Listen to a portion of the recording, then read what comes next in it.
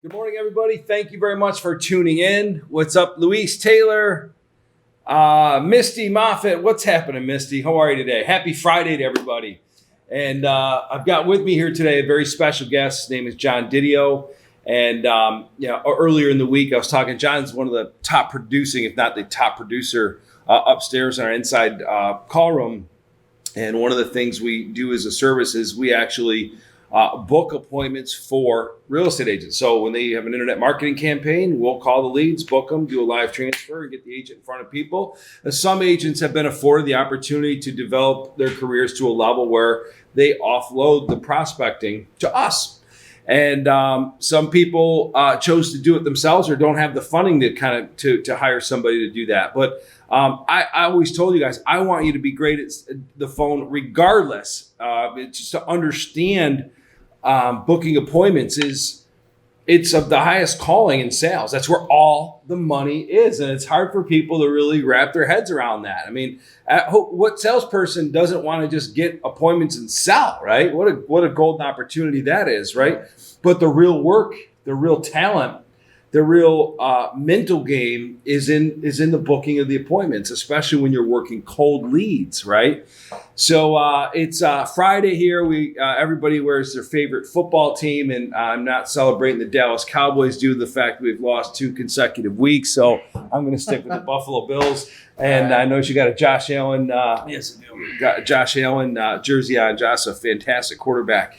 So I thought I would role play a little bit, but I have a couple questions for you, John. When you think about, there's over 50 inside sales associates upstairs. Right. Okay. Then like anything else, you have people that are performing, they're good. Mm-hmm. Then you have people performing that are great. And then you have like the top 2 or 3, which is the best, mm-hmm. right? In your opinion, when you look at what you do all day long, what determines whether somebody is good, great, or the best upstairs? What are the qualities and attributes? What has made you really separate from the pack on a consistent and daily basis? Well, I mean, in this position, mindset is really key. Yeah. Mindset, attitude, and constantly, doing what you can to refine your craft. Yeah. And at the same time, working smart, not hard. Well, working hard, but working smart as well. That's what's worked for me for the last 3.5 years. Yep. So how often would you go over your words, your verbiage, and kind of role play and practice? It's kind of annoying sometimes because I have a little bit of a long drive home, and subconsciously I replay conversations that I've had with people on my way home, and I actually put myself in an outside perspective and just like, you know what, if I might have said this might have worked. Yeah. And then like the next day I'll want to try it and just try and new things, not always using the same thing over and over and over again because it's so repetitive, and you can't grow as a salesperson or a prospector in anything if you're not trying new things. Yeah, and I've talked about this ad nauseum. I'm like, most salespeople, when they come in and somebody says no to them, or they go to a listing appointment and they don't get the listing, or they pick up the phone and they don't get the appointment, mm-hmm. most salespeople say, "Oh, they already have a realtor. Mm-hmm. Yeah, it wasn't me. It wasn't anything I did." I said, mm-hmm. I was fine. Or I had a listing presentation. I showed them a great listing presentation. I showed them a great marketing plan. They chose me. It wasn't me. It was, they just had this political situation, or they had a friend that came in, or somebody just lowballed their commission. It wasn't me. Nothing I could have done about it. Right. Top salespeople don't think like that. What you just said to me is exactly what I've been teaching for 18 years, which is called the habit of self-reflection, which is I have to do it every single presentation I do. I have a journal, what I do right, what I do wrong, what could I have done differently, and what one thing can I tweak or say that will help me just get a little bit better. Yeah, you can't really improve if you're not trying new things. Yeah, you got to it's the tweaking, right? Mm-hmm. But most agents that are watching that will be watching this, they haven't even gotten to that point where they're tweaking because their activities, if you can imagine, they're only prospecting maybe once a week. A lot of them will call their friends and people that make them feel comfortable. They're not really stretching themselves and looking at that cold list and being like, all right. And I think a lot of demons come in people's heads, right? And a lot of rationalization and justification. When they look at their database and the list, they'll look at it and be like, there's nobody in here that's going to buy a house or sell. Well, why would I call them right now? What good is it going to do me? I might as well go out and, just get in front of people and have lunch and, go to the country club and posh around a little bit. I might as well do that because, and that's a dance call reluctance, Mm-hmm. But you don't have that. It's your job. This is your expectation. This is what you have to do, But when it comes to training, this is a really important. When it comes to training new people, which I'm sure you're involved with that, yes? Mm-hmm. When you look at people that come in here and they're just not good at all, right? But they have the potential to be good, right? Isn't it amazing to see that a process can actually produce the result, and all you have to do is train people on that process, and then it actually converts and works? Yes. With any new employee, with any company, you have to have a process where everyone can learn, and then just kind of use that as a guideline and then just kind of grow from there. If you don't, everybody's going to be all over the place doing whatever they want to do. Yeah. Right. And the process that we have here, it works. Yeah. So you can take somebody who's never done this before, put them into the process, and it'll set in place. Anyone can come in here and be successful. And that's really what Michael Gerber talked about in his book, The E-Myth Revisited, was the process should produce a result. All you have to do is get trained on the process. It's designed to bring you to, and that's really what we're trying to help these agents to really understand. I think intuitively everybody understands that, but in application, most people don't. Haven't shown that. But is the prospecting playbook and the training that we're providing is the process that we use upstairs, and it works. We've had over $1 billion in closings based on the appointments and closings that our real estate partners have gotten. Right. Yep. So it works. So people that are watching this, that's why we're doing this 90-day challenge. My gosh, if you take this script, internalize it, say it. What are your numbers? How many dials? So John works expireds and FSBOs for agents, right? So there's a lot of agents that you talk to, and I'm sure you get to know some of these agents pretty well too, right? Yeah. And if you're really kind of working for them, it's one of the most important things. It's what had made me as successful as I've been for the last 3 years is the relationships that I've developed with my clients. Yeah. We don't want to end up being just some call center, right? Right. If you have a great relationship with your clients, it's not only going to make them more money, but it's going to make you more money as well. Yeah. And everyone's going to be more successful. Absolutely. So talk to me about the numbers. When you talk about predictability and duplication, what have you seen? Like how many dials to get X number of people on the phone to book X number of appointments for your clients on a daily basis? What are your numbers? I would say I probably make about 150 dials a day. I convert 7 to 8 appointments a day. So, and I'm usually about 70 to 80% right.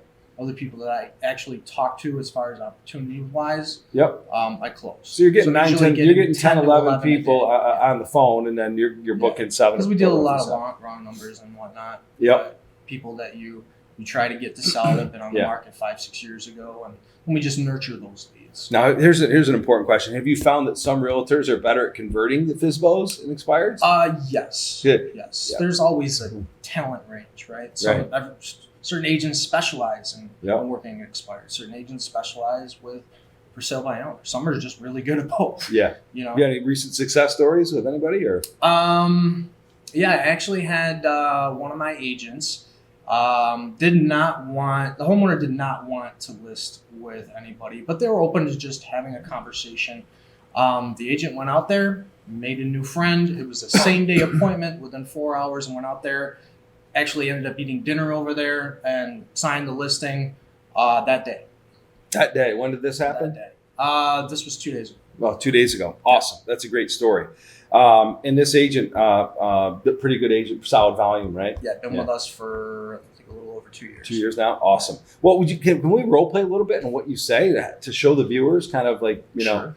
And what are some of the FSBOs or expires? Where do you want to start? Either or, it doesn't matter. Let's go for sale by owner. So for sale by owners, and guys, I want you to understand. The purpose of you seeing this today is you get a chance to see how to convert for sale by owners and the scripts that go along with that and the objection handling, but also just the process of what it takes to sound like a really good appointment center, right? So I'm hoping you really engage with this. We'll go through this, but objections. First, let's start with what are the main objections that you hear and see from for sale by owners? Oh gosh. No, I'm just gonna. I don't want to work with a realtor. I'm just gonna sell it on my own. I'm just trying to save on commission. Yeah, saving commission. Okay. Anything else? Any other big ones? Bad experiences with realtors. We got a friend or family. If we decide we're going to do it, we know member. somebody. Right? That one's really not even that hard to overcome. Yeah. I mean, if you think about it, everybody that owns a house knows somebody that's in real estate, right. whether it's a friend or a family member. But But what people don't realize, I hear a lot of agents that go ahead, go finish what you were going to but say. what people don't realize is that in every market, 90% of the transactions are done by 10% of the agents. Right. Most of them, all they're good for, no offense, is just kind of throwing a sign in the yard, waiting for it to, sell. If that doesn't happen, then they tell them it's overpriced. Right. Yeah. Right. Yeah. But at the end of the day, everybody owes it to themselves to at least get a second opinion from someone who's non-biased. Right. Somebody they haven't known in a long time. Somebody who is a professional in the industry and basically, has their best interest Right. at heart as a professional. Because me myself, I kind of got taken advantage a little bit, and when I tried to buy a house, working with a friend. Yeah. Didn't work out, huh? Well, let's just say my wife, her friend, before I even knew about it, and that's kind of a long story, but it wasn't an ideal situation. Right. Right. Yeah. So yeah. All right, I got it. So Holly Creek, who does 95 million, in volume here in Rochester, she came in, she would have sliced and diced you, educated you, and tightened it up, and then boom, had her team work on everything, and it would have felt like they were working to sell your home and working working on a strategic marketing plan, predetermined price drops up front. You know what I mean? I'm not saying not to go with friends or family. What I'm saying is, if you are entertaining the idea, at least get a second opinion. Yeah. And that's how I sell that. Yep. Awesome. So let's role play a little bit. Ready? Okay. I'll be the consumer and you can be what you do every single day. Now keep in mind, this specific example, he is going to be booking the appointment for, let's just say, for Holly. All right. Okay. You're going to book the appointment for Holly or Ron. Let's call Ron Mazza. Okay. So Ron's a realtor. You're making a phone call. I'm a for sale by owner, and you're calling me. You're cold calling me. Okay. All right. Ring. Yeah. Hello. Hey, I was looking for the owner of 123 Ford Street. This is he. What can I do for you? I saw the property on Zillow. I think you're asking somewhere around 200. Did you still have interest in entertaining offers, or has that already sold? No, I haven't sold it yet. Yeah. Okay, and that's not on the MLS or under contract with an agent right now. You guys are kind of just handling. No, yeah, we're still. Yep. Okay. I'll tell you why I'm calling. I'm actually calling on behalf of a local broker. His name is Ron Mazza. He's with ULM Realty.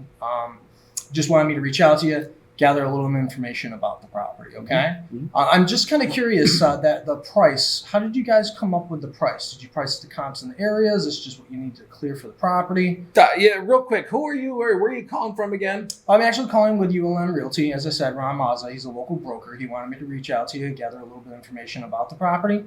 We thought we might be able to help each other. I don't know if you're aware of what's going on with the market right now, but you probably notice interest rates are basically gone down.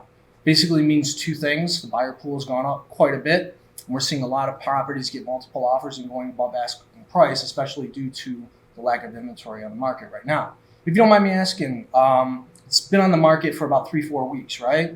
Have you guys had any offers as of yet? Not any serious ones, a low ball. But to answer your question, we bought the house for $300. Mm-hmm. We put $100 into it, Mm-hmm. and we throw a couple $10,000 on top of that because of appreciation. Right. So that's how we come up with the number $415. Okay. So what's the reason you guys are selling? It's a beautiful place. Are you just looking to get into something smaller, or is this? Now we're empty nesters now. We don't have too big of a house. Did you already find where you're planning on going, or are you waiting for this to sell and then just kind of? Well, first step is to there? sell this, Mm-hmm. but we're going to actually head to Raleigh, North Carolina, Apex to be specific. Oh, nice. We're heading down I that actually way. got family down there. Is that right? Yeah. Do you have family down there? Is that why you? Yeah, guys we are... do. My sister's down there, and we just want to get away from the cold winters up here and whatnot. Believe me, I seriously don't blame you. So here's the thing. I don't know if you're aware, but in this market, homes, if they're not selling in about 2 or 3 weeks, people get lowballed after that point. And my guess is at the end of the day, you're selling this on your own because you want to save on commissions.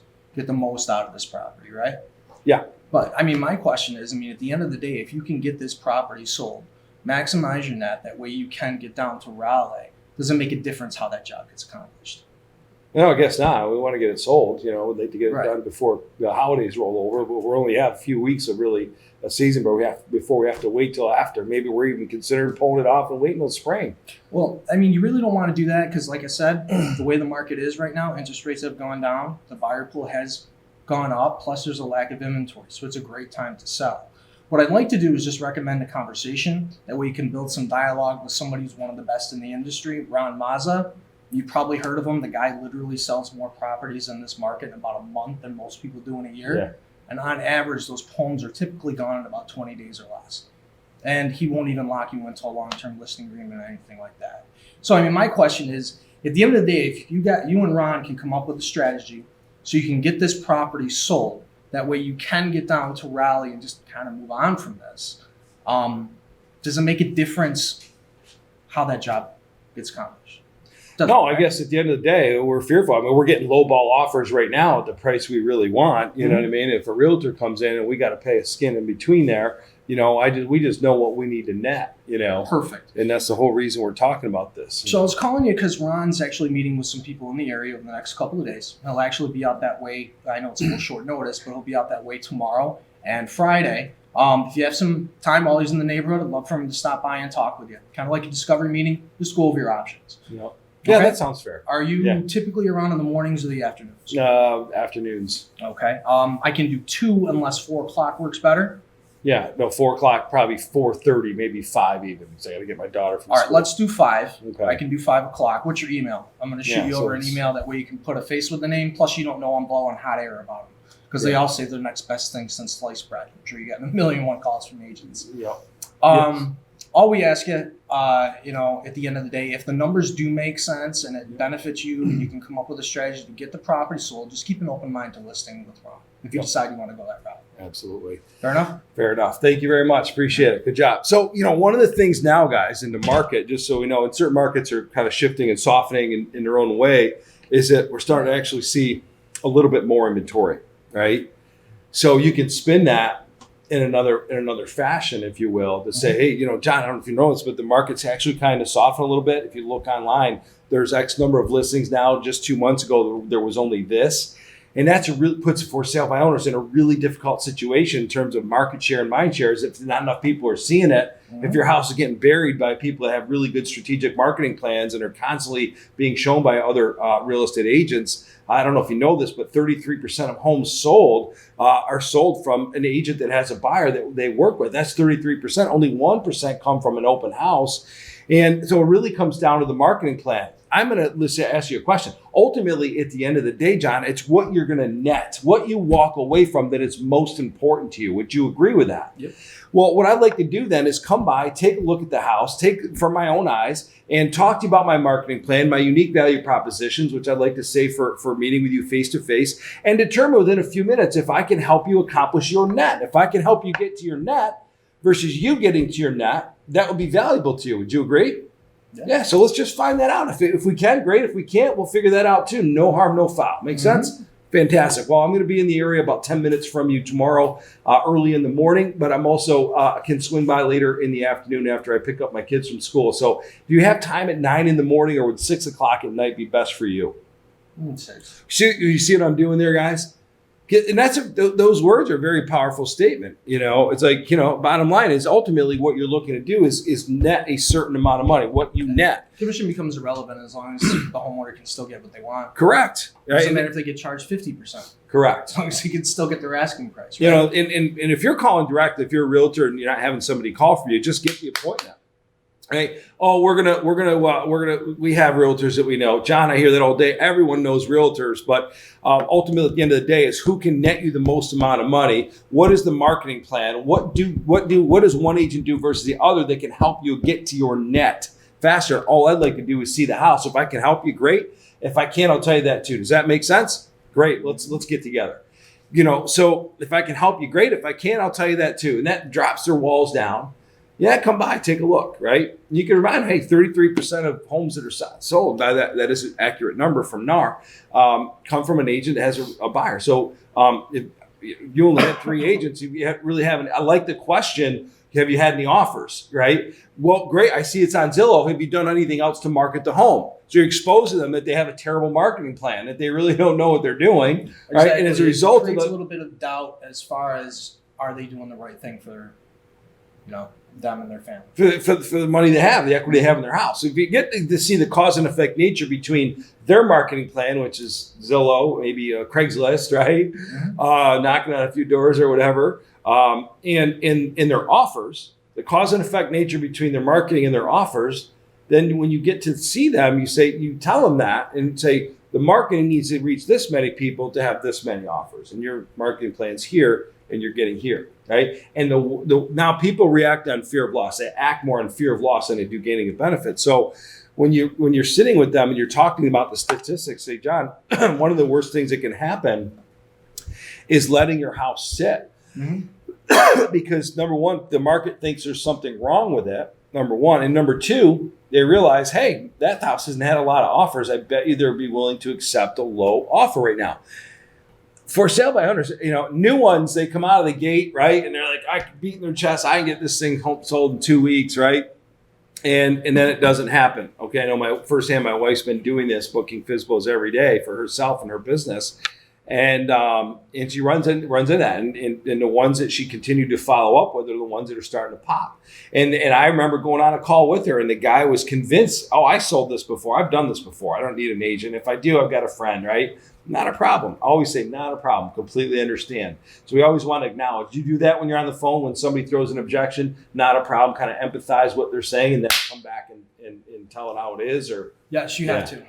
Because then you're acknowledging what they said. Right. If you just talk over them or whatever, then they're not even going to want to listen to anything that you're saying because you're not listening to them. Yeah, so let me throw it out. Well, he can more than welcome to come by, but we're not going to list with an agent. I completely understand that. And as I said, I'm not really asking for a listing. What I want you to do is at least build some dialogue with somebody of that caliber, because at the end of the day, if you're able to get this property sold and net what you're looking to net, and you're not able to get get it done on your own, it's at least worth having a solid plan B, right?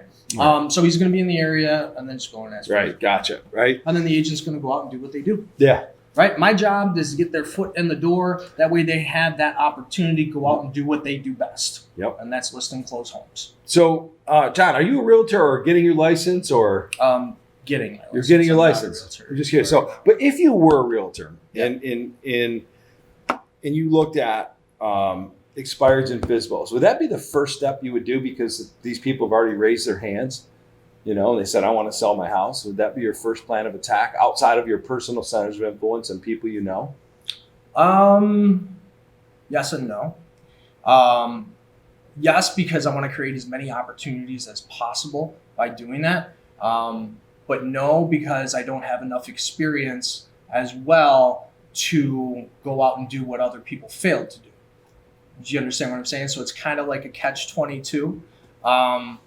So I would probably try to build my business off of referrals and doing for sale by owners and expireds. But I would actually start my business focusing on referrals at first, and then once I got a couple under my belt, then I'd be nailing for sale by owners and expireds all day long.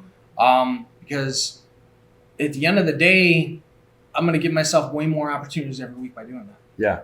So I will share with you that when that was just if it was a new agent. Right. So, but that is also a thought, a perceived thought that you have. Mm-hmm. That your perceived thought comes from how they would perceive you, being that you're a newer agent. But they don't know that. My wife got her license, and 3 weeks later was in front of a FSBO. Never talked to, and they hadn't even talked to her center of influence. Hadn't even talked to her best friends to let them know that she's a real estate agent yet. And went in and booked 12 appointments with for sale by owners and converted one. And to your point, and a lot of people would think that you need to have some experience and come in there with some credibility. You need to come in there with semantics, a really good marketing plan, and a really good skill set and confidence, right? And because she didn't know better, she's like, all right, Pat tells me this works. I mean, he's been teaching realtors, right? It must work. It's kind of the sugar pill theory. So in her brain, her husband, who's been training agents for 18 years, said that this works. So she had confidence in the process, not herself. Right. And that's what, so if you are a new agent, you're watching this, just know that that's how, where we started this conversation today is having a confident process, a process that produces a result. And if you know what they're thinking and ultimately what they want, all they really give a you-know-what about is, can this person, do I believe that they can help me get to point B? So when you do a presentation, you say, John, one of the things I do in my marketing plan is that, boom, you have those UVPs, right? For example, and this is, again, you book the appointment, you're there, you did the tour of the house, you're not crushing them about the house, you're just asking questions. I do this a lot, John. I work with a lot of for sale by owners, and 91% actually convert to working with an agent, because most people, they don't have the marketing plan or budget or know what to do, how to do it, and how to get it in front of enough people. As a result, that they don't get really good offers. And if they do get offers, they're not very good offers. Plus, you have to deal with constantly showing the house, constantly keeping it clean, and then talking to people that really aren't qualified. They're coming to take a look at the house. And once they realize that over and over and over again, they get tired. They raise their hand and say, now I know why people work with real estate agents. The only question now is, what agent should I work with? That I hear about for sale by owners is the buyers that have that walk through, they're not qualified. Right. Yeah. Or that they have to go out and get qualified, and then they're not able to buy it when they think they already have the property sold. Happens all the time. And they always say, right? Oh no, we're pre-qualified, right? And you do follow up, and then you don't hear back from them. What are you going to do? Turn somebody down because they don't have a pre-qualified letter to come to your house when they show them there's interest? Yeah, exactly. I don't know, John. I can mow my lawn, right? But my next door neighbor's a 15-year-old kid. He's got a big, huge lawnmower, and he does it for $30. And I have a very big lawn. I just soon pay him, right? Why? To leverage my time, right? I could actually used to do roofing when I was in high school. I could do my roof. So if my roof was getting bad, I can go up there and I can save probably a couple $1,000, right? Yeah. But my dollar per hour is so much higher, and my time with my family is so much more important. Why would I want to do my own roof? People can do anything, guys, right? But the people that really and have learned how to really become masters of life, what am I focused on? What is my dollar per hour when I'm doing what I do best, right? And I offload everything else to the professionals, right? I could study law and defend myself in court. If I ran into a situation where I got a traffic ticket or got into trouble, whatever, I can certainly do that too, right? But why would I pay a highly skilled attorney, right? Because that's all he does every single day. Mm-hmm. I could learn how to fly a plane and fly it myself, right? But I'd rather take, somebody that does it all day long every single day and jump on that plane and pay them a fee to do it. So, and I hope you're gaining an understanding of this, guys, is that I was on the phone with this woman. Her name is Melissa Knight, actually. She's in Denver. Fantastic real estate agent and a really good woman. I met her out in Vegas a couple months ago. And she called me and she said, I'm really having a hard time with phoning. She goes, I plan it, I get up, but then I get so nervous. She goes, I get nervous as hell, were her words, at picking up the phone. I said, well, when you look at the result that actually picking up the phone yields you, and you look at that benefit, right? What are you most fear of? Not accomplishing your goals, or fear of these people that have fangs and claws and are going to chew you up and spit you out on the other end of the phone? Like, no big deal. So, we worked on a script, but the thing of it is, the script she had was actually very good, but because she made it, she didn't believe in it. So what I did is I just rearranged the script a little bit and made, gave an email to her. You know what she said? Unbelievable. This is fantastic, right? Now she believes in the process, believes in the words, which is now going to help her minimize and mitigate her call reluctance, Right. So it's have confidence in yourselves is ultimately what I'm trying to say. You have to practice, though, right? You have to internalize the words. Yes. And when you have a talk track, sometimes not every call is the same. Well, when you asked me the question, I forget what it was when we first did the role play, and I diverted you. You asked me how many offers I've gotten, or what kind of marketing I was doing, right? And I'm like, well, who are you? You know what I mean? Where are you calling from again? Which you get sometimes, right? Yeah, you're just deflecting the question. Yeah, Sidestepping, and that is a skill, correct? Want to explain that as we wrap up today. What is sidestepping, and how do you handle it? Well, when you're and knee-jerk sidestep. Yeah. Talk to me about that skill set. So a knee-jerk is basically just a reflex response, right? Yeah. Say a homeowner is going for sale by owner, they get 1,000,001 calls from real estate agents. Without even listening to someone, they basically just say, "Okay, if you got a buyer, bring them by." Right? It's just a knee-jerk, just to get you off the phone. Right. Right. And your sidestep is just to basically just kind of acknowledge what they're saying, but then come back with another question. Yeah, not a problem. So at this point, I understand completely what you're saying, but at this point, what I'd like to do is boom, right? Right. Okay. And most people, they have that. It's just a natural instinct, right? Yeah. So you sidestep, you understand, you show empathy, and then you give them reassurance and you book it. You go back after you close. Somebody says that, oh, I completely understand that.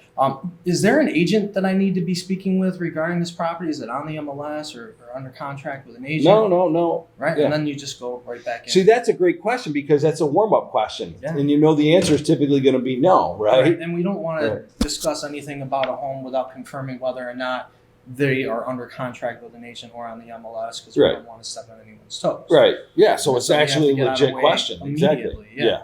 Absolutely. So, well, buddy, it's been told that or said that you're very good at what you do, but you don't have to be loud. You don't have to be crazy. You don't have to be this boiler room, Gordon Gekko, with this magic skill set. You just show up every day and you come from a servant mindset, a serving mentality. You really truly are trying to help people. And the words are reflective of that, right? You deal with the objections. Last question I have for you. Would you say the initial script is more important or how you handle objections? Between the two things, what has yielded you the most amount of results? The initial script or the objection handling? I'm going to be honest with you, objection handling. I mean, if there are actually really objections, and also knowing the process of knowing what is an objection, what is a knee-jerk, right? What is just a smoke screen? A smoke screen, exactly. Because a lot of times you can just get into a conversation and yesterday, I got into a conversation. I literally just talked to this guy about my issue with me buying my home and then him with his home for about 10 minutes. Yeah. It had nothing to do with what I was doing. We just had a conversation. Yeah. And then I literally just closed them. Yeah. Right after that. Yeah. I just went, all right, well, I'm talking for about 10 minutes. I don't want to waste any more time. I would like to put you in touch with so-and-so, she built her career helping people in situations like yours, and she's going to be in the area tomorrow. Let me ever stop over and talk with you? Sure, why not? Yeah. So with cold calling, that was no script. It was just basically just having a conversation. We had a script, but it went off track, and then you took them back to your track. You have to be able to do that. Yeah. That's what happens all the time. You have to have a track because you'll come off it, but you got to know where you always have to know where you're at. Take them back. So. There's something I wanted to say regarding that. So with cold calling, you can't just start building rapport. Hey, John, how's everything going, man? How you doing? Well, how's the weather down there in San Antonio? Right? Yeah. So, but we know that rapport building is really important about getting a result. So you have that initial dialogue, start asking questions, and then you're looking for avenues to build rapport. And that comes from your discovery. Correct. So, and that comes from the questions you're asking. So when you're actually, would you agree that most appointments you set are the ones that you're able to find a way to build rapport with them? Yes. Okay. So keep that in mind, guys. And again, you can't start when you're cold calling with rapport building. It is let them know why you're calling. Be very quick to the point. Try to get the result, right? And then have some questions asked. It's all in the playbook. That's why we ask certain questions. It's because when you're listening to them, we're showing empathy for where they're at. Then we know, what are we trying to do in a call? What's their point A? What's their point B? And that's what John did. Where are you guys going? Going to Raleigh. Where are you at right now? Have you had any listings? What's your current marketing plan? Those are all point. If again, I told you guys, if you understand this point A, point B, the questions will be very logical. You don't have to read from a list. Where are you at now? Have you gotten any offers? What's your marketing plan?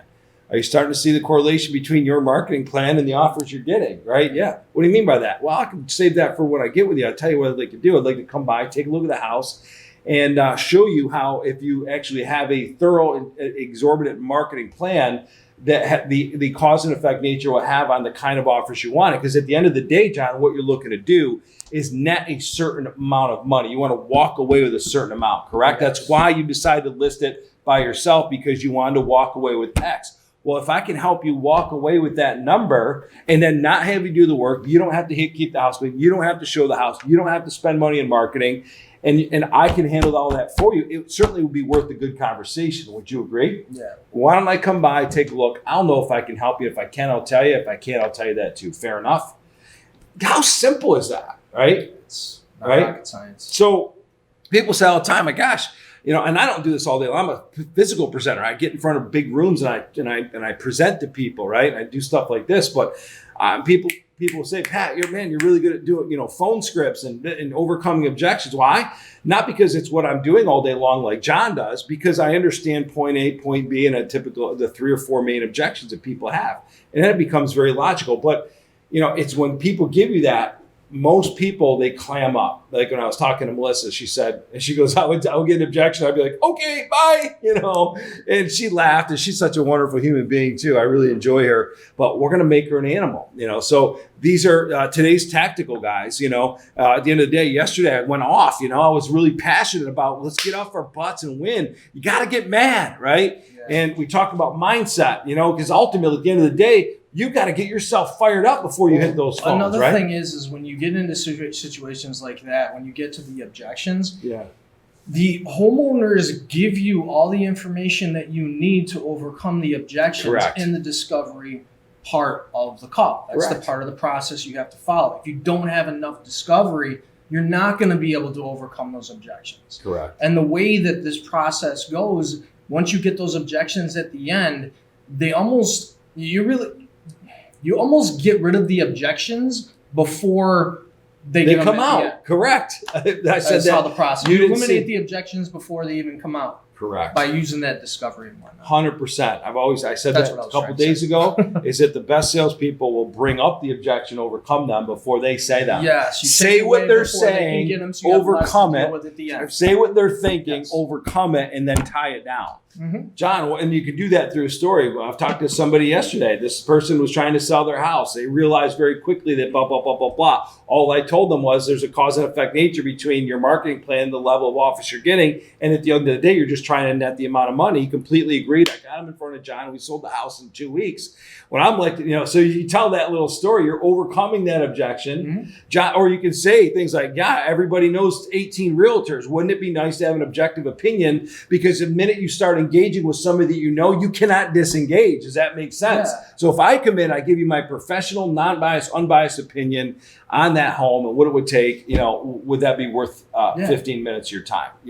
So, I even agree at the with you. beginning of a call, you can take away 2 or 3 objections at the end just by how you position your statement in the beginning. Exactly. Yeah. So I'd love to have you down. Maybe we can send some of the guys down. I know that a lot of these agents on this call, some of these agents that are on our team, leaders and brokers and highly successful real estate agents that really would like to see how to better convert buyer leads and seller leads from internet leads and property value, Facebook ads, and different things that they're doing and spending money on in their marketing mix to take their lead conversion from what the industry average is like 1%, right? I think it's actually less than that, right?